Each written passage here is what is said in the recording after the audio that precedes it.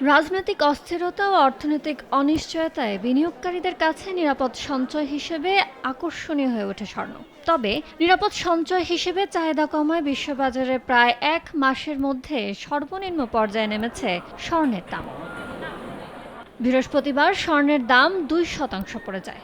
Gold প্রাইসের তথ্য বলছে শনিবারও প্রতি আউন্স স্বর্ণের দাম 1.78% কমে $৩,২৭৪ নেমে যায়।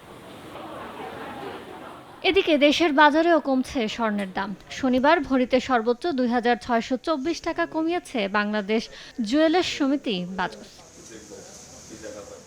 এক বিজ্ঞপ্তিতে সংস্থাটি জানায়, রোববার থেকে দেশের বাজারে হলমার্ক করা প্রতি ভরি 22 ক্যারেটের স্বর্ণ ১,৭০,২৩৬ টাকা, ২১ ক্যারেট ১,৬২,৫০৩ টাকা, ১৮ ক্যারেট ১,৩৯,২৯২ টাকা এবং সনাতন পদ্ধতির প্রতি ভরি স্বর্ণের দাম কমে হয়েছে ১,১৫,১৭০ টাকা।